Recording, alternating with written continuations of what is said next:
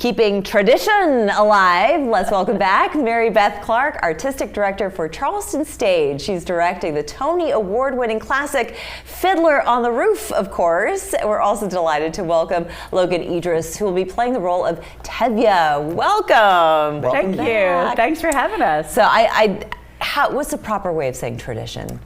Oh, there's many ways, but tradition, tradition. Very strong tradition. Tradition, yes, absolutely. So this is a really fun pre-holiday show to be putting on. Why did you decide to do Fiddler now for a second time?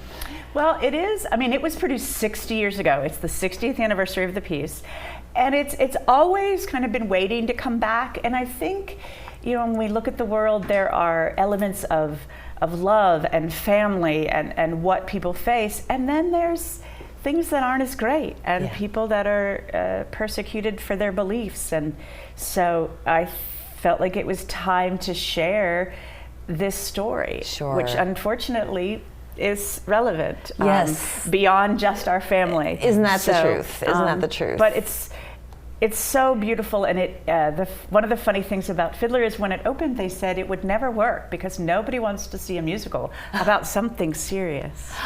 60 years later, they're still proving them wrong. Yes. How many hit songs came from that musical? Oh my goodness. Tradition. Sunrise, Sunset. If I Were a Rich Man. Mm-hmm. What are you bringing to Tevye's character? Tevye is a lot.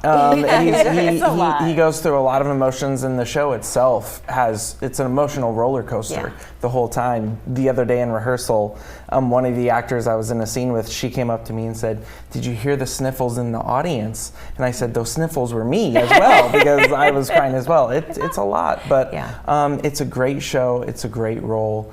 And Tevye goes through a lot, and it's great to see him go through these things and to finish the show out with him. We start with Tevye, we end with Tevye and the Fiddler, and it's great to see that emotional journey. And between both of you, was there any cultural edifying of oneself to kind of understand, because of course this is Yiddish based, it is very cultural, very religious in its particularities. So absolutely. I reached out to a lot of friends in the Jewish community immediately to talk about the production, to talk about what things that they would be looking for. I had a wonderful collaboration with the Charleston Film Fest. Oh. Sandra Brett runs that, and there's a documentary about the making. So we did a free showing at our rehearsal studio at the Pearl Theater, and watched it together and had an opportunity to talk about it. And actually, Logan was a little resistant when we first talked because of Tevye's faith. And then how did you come to grips with that?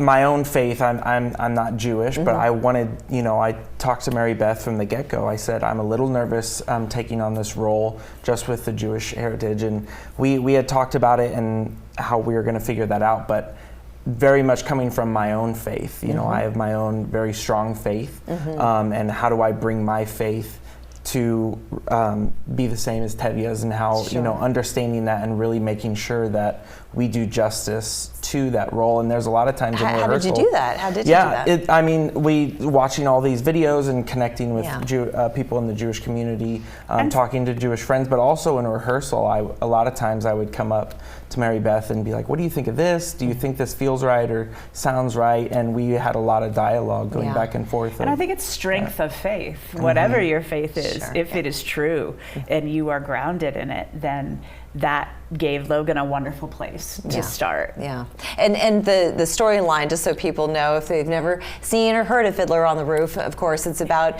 matchmaking, like you say, it's about family, but it's about growing the family. It's about the next tradition, and what do our children want that we provided, and what do they want that's not what we're providing. Right. And, I think that's certainly universal. The first time I directed this, my children were 1 and 5, and they are now 28 and 24. Going through their own, having gone through their own growing pains. And one is about to be married. So, congratulations. It's all ringing in a different way for me than it did many years ago. I can certainly imagine. Well, if anybody's never seen it, I mean, Fiddler on the Roof, it's won so many Tonys. The film won 3 Oscars. I mean, this has just been a popular show from the get-go.